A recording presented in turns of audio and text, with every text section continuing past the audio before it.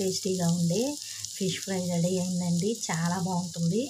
Marinate చేసినాక పెనం పైన చక్కగా కొంచెం ఆయిల్ వేసి వేగనిచ్చాను. ఉల్లిపాయ తర్వాత నిమ్మరసం పిండుకొని తింటే సూపర్గా ఉంటాయండి.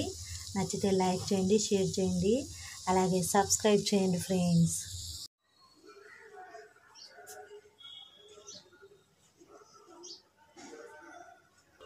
Hi friends, welcome back to my channel Ravi Andugula. Friends, ఈరోజు చేపలు తీసుకున్నానండి.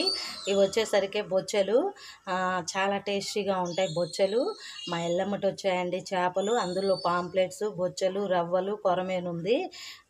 బొచ్చ తీసుకున్నాను నేను. ఈరోజు ముందుగా చేపలు కూర చేసుకోవాలని అనుకుంటున్నాను. మేమిద్దరమే కాబట్టి 1 కేజీయే తీసుకున్నాను. ఇప్పుడైతే వాష్ చేసుకుందాం. ఉప్పు వేసాను. పచ్చేపలు ఇళ్ళమ్మటి పోతున్నాయి. తీసుకున్నాను నేను కూడా. అదిగోండి వెళ్తున్నామా.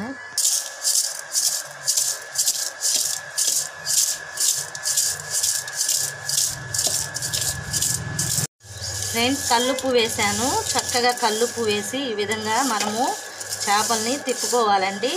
ఇక దీనిలోకి నిమ్మకాయ అలాంటివి ఏమీ అవసరం లేదు. ఉప్పుతోనే చక్కగా నీట్గా పోతుంది కల్లుప్పు వేస్తే. ఫ్రెండ్స్, నేనైతే ఈ చేప తలకాయ కళ్ళు ఉంటాయి కదా, అవి కూడా తీయించేసాను. నాకెందుకో ఇష్టం ఉండదండి అట్లా. ఇప్పుడైతే నీట్గా కడిగేసుకుందాం మనం.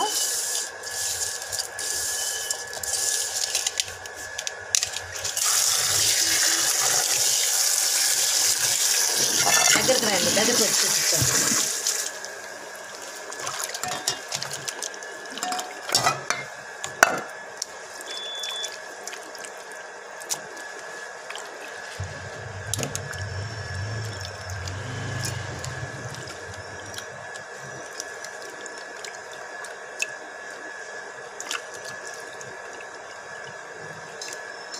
నీట్గా క్లీన్ చేసుకోవాలండి మనం. 2-3 సార్లు కడుక్కోవాలి నీట్గా.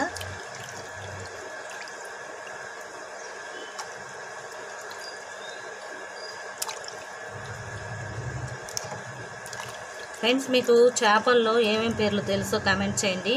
నాకైతే బొచ్చలు, రవ్వలు, పాంప్లెట్లు, అలాగే ఇంకా పులస ఇవన్నీ తెలుసు. ఇంకా ఏమేమి రకాలు ఉంటాయో మీకు తెలియచేయండి.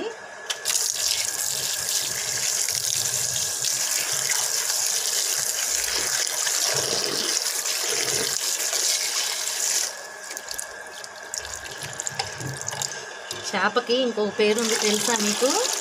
మీనా అని పిలుస్తారు చేపని.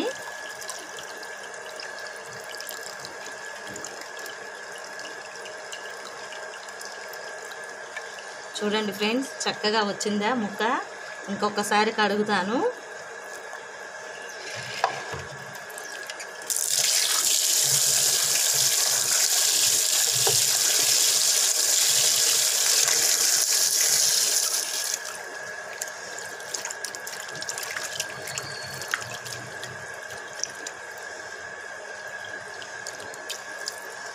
చక్కగా క్లీన్ అవుతున్నాయి. తరువాత ఇంకొంచెం ఉప్పేసి కడుక్కోవచ్చండి.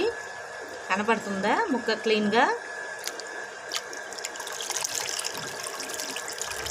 ఈ విధంగా వాష్ చేసుకుంటే నీసు వాసన రాదండి. ఆపేసేయండి.